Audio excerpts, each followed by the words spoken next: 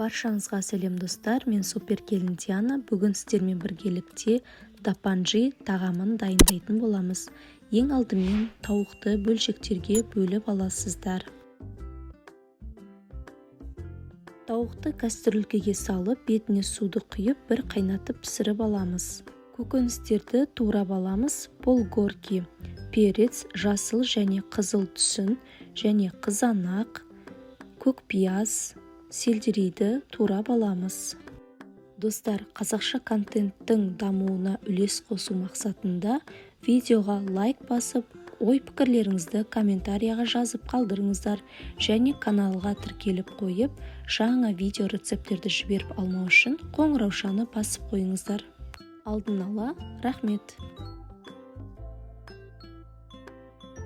Қызып тұрған қазанға майды құйып, піскен тауық еттерін қуырып аламыз.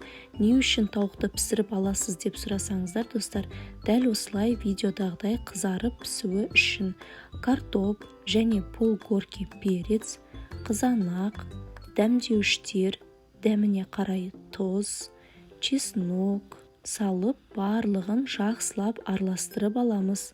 Ең соңына қарай сельдерей және көкпиязды салып, қайтадан қуырамыз. Бір ас қасық томат, соя соусын салып, қайтадан қуырып, жарты сағатқа бетін жауып, жай отта пісіріп аласыздар. Ал енді гарнирін дайындайтын боламыз. Қызып тұрған табаға майды және жуылған күрішті салып, қуырып аласыздар. Дәміне қарай тұз салып жібересіздер. Қайтадан қуырып, суды құясыздар. Су күріштің бетін жауып тұруы қажет, және 15 минутқа бетін жауып пісіріп аламыз. Күріш піскен соң, ең алдымен кесені сулап алып, одан кейін барып күрішті салсаңыз, сонда тәрелкеге жабыспай, күрішіңіз бөлек тәрелкеге түсетін болады. Мінекей достар, дапанжидың соусы тағамы дайын болды. Енді оны гарнирдің қасына қойып шығамыз. Сіздер де міндетті түрде дайындап көріңіздер, дәмі өте керемет шығады.